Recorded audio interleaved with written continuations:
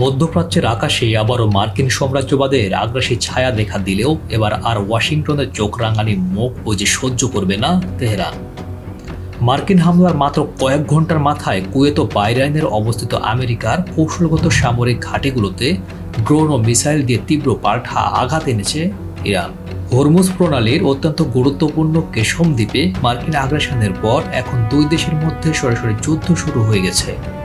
মার্কিন নৌ অবরোধের অহংকার ভেঙে গুড়িয়ে দিয়েছে ইরানি বিপ্লবী গার্ড বাহিনী, সাফ জানিয়ে দিয়েছে আগ্রাসী বাহিনীকে এবার চরম মূল্য চোকাতে হবে। হঠাৎ করে পরিস্থিতি এতটা উত্তপ্ত হয়ে ওঠার পেছনে রয়েছে মার্কিন বাহিনীর আন্তর্জাতিক আইন লঙ্ঘনের মানসিকতা। বিশ্ব নিয়মের তোয়াক্কা না করে হরমুজ প্রণালীর আন্তর্জাতিক জলসীমায় সম্পূর্ণ বেআইনিভাবে নৌ অবরোধ জারি করে মার্কিন সামরিক কমান্ডো। এরপর আমেরিকার সেন্ট্রাল কমান্ড নতুন উস্কানি। ইরান সীমান্তের দিকে এগিয়ে যাওয়া একটি খালি তেলবাহী ট্যাঙ্কারকে লক্ষ্য করে অত্যন্ত কাপুরুষোচিতভাবে মিসাইল ছড়ে তাদের এই অচমকা হামলায় সমুদ্রের মাঝখানে তৈরি হয় তীব্র উত্তেজনা।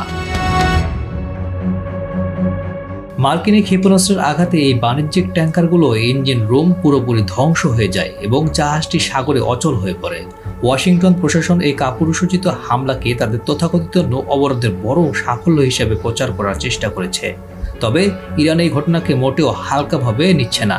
তেহরানি স্পষ্ট ভাষায় বিশ্ববাসীকে জানিয়ে দিয়েছে, একটি বেসামরিক জাহাজে এই আক্রমণ মূলত ইরানের রাষ্ট্রীয় সার্বভৌমত্বের ওপর আমেরিকার একটি সরাসরি আঘাত। এর জবাব তারা মাঠেই দেবে। বাণিজ্যিক জাহাজে হামলা করে ক্ষান্ত হয়নি মার্কিন বাহিনী। এরপর তারা তাদের আগ্রাসনের মাত্রা আরও বাড়িয়ে দেয়। ইরানের বৃহত্তম এবং কৌশলগত সবচেয়ে গুরুত্বপূর্ণ দ্বীপ লক্ষ্য করে দফায় দফায় যুদ্ধবিমান থেকে বোমা বর্ষণ করে আমেরিকা। আইআরজিসি একটি অত্যন্ত গুরুত্বপূর্ণ যোগাযোগ টাওয়ার এবং সামরিক নিয়ন্ত্রণ কেন্দ্র ধ্বংস করাই ছিল এই হামলার মূল উদ্দেশ্য।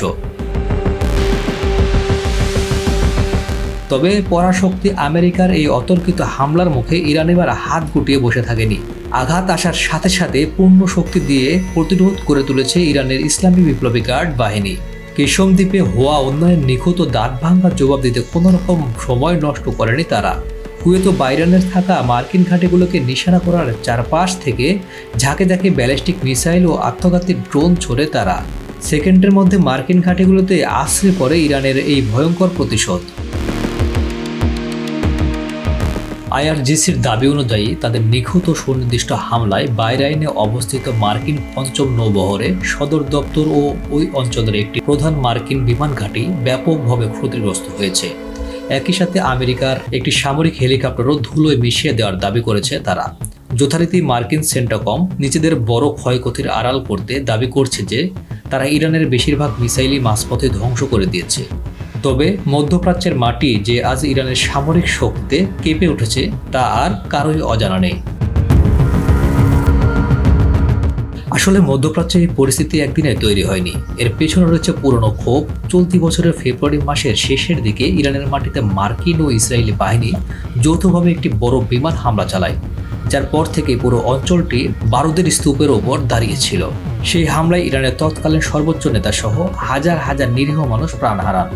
পরবর্তীতে পরিস্থিতির ভয়াবহ বিবেচনা করে পাকিস্তানের মধ্যস্থতায় গত এপ্রিল মাসে একটি ভঙ্গুর যুদ্ধবিরতি কার্যকর করা হয়েছিল, কিন্তু মার্কিন সাম্রাজ্যবাদের যুদ্ধবাজ নীতির কারণে কোনো স্থায়ী সমাধান সম্ভব হয়নি। আর আজ হরমুজ প্রণালীতে বেসামরিক জাহাজে আক্রমণ এবং ইরানের মূল ভূখণ্ডে সরাসরি বোমা বর্ষণের মাধ্যমে সেই শান্তি চুক্তি ও যুদ্ধবিরতিকে বুড়ো আঙ্গুল দেখালো আমেরিকা। হরমুজ প্রণালীর নিরাপত্তা বিঘ্নিত করলে মার্কিন বাহিনীকে চরম মূল্য দিতে হবে। আইআরজিসির এই চূড়ান্ত হুঁশিয়ারি এখন হোয়াইট হাউসের নীতি নির্ধারকদের রাতের ঘুম কেড়ে নিয়েছে। এই অঞ্চলের বর্তমান পরিস্থিতি দেখে এখন প্রশ্ন উঠেছে, মধ্যপ্রাচ্য থেকে পাত্তারি গুটিয়ে নিয়ে আমেরিকার বিদায় নেওয়ার সময় কি তবে ঘনিয়ে এলো?